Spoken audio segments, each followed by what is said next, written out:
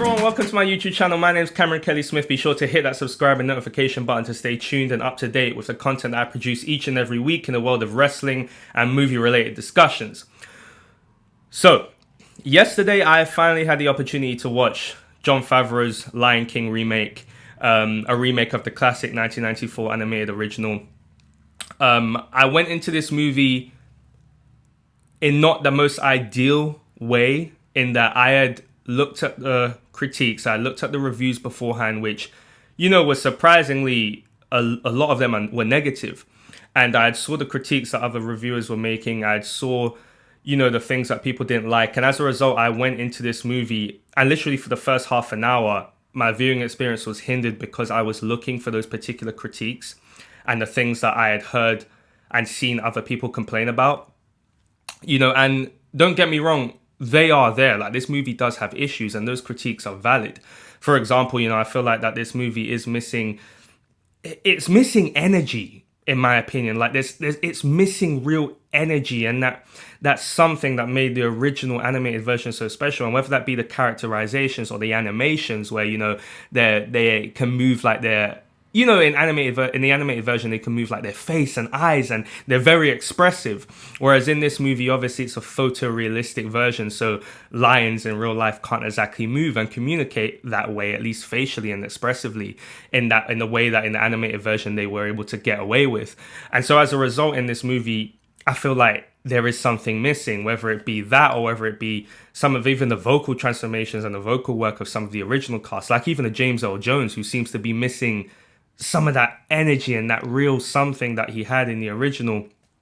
And as a result, that the movie does suffer a little bit from that. However, I did feel that after the first half an hour went, and I was able to actually rid myself of the previous reviews I had seen, the previous critiques I had seen of the movie and heard about, once I was able to rid myself of that and kind of just say to myself, okay, I'm just going to watch this movie for what it is. I'm going to go in clean and just watch it for what it is, as this singular movie. I actually had a delightful time watching this movie. I think that a lot of the same major beats of this movie, such as Mufasa dying when Simba comes back to fight Scar, and all the other beats, they really did hit me. I felt it emotionally. The score, breathtaking as usual, was absolutely phenomenal. Visually stunning.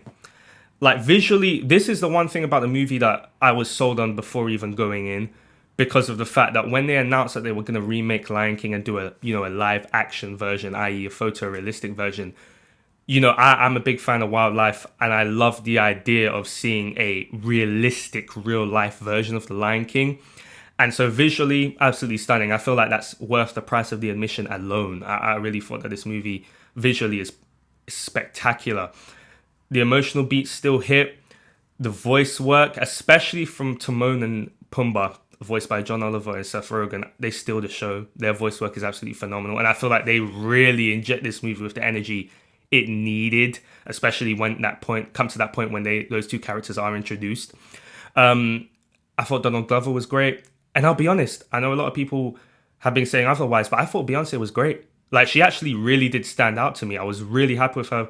Don't get me wrong, her voice work wasn't always necessarily the best in regards to from an acting perspective. But when it came to singing, obviously we all know her voice is incredible. And I thought that when, for example, she was singing and just her voice, it just really injected that film with energy. And I really loved it. I really loved it. I thought this movie was delightful. It put a smile on my face.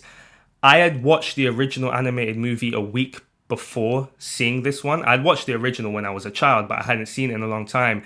So I thought that I'd watch the original animated version a week before going into this one. And I wish I didn't, because that also, I think, hindered my experience going into this movie, and that those expectations came back, those comparisons came back. And I realized that it was just the worst way to go into this movie. I think the best way to enjoy this movie is to rid yourself of expectations, rid yourself of comparisons, and go in not necessarily cold, but just knowing that you're going to watch this version of the movie, that this is the movie that you're going to ultimately see, and just to judge it for what it is.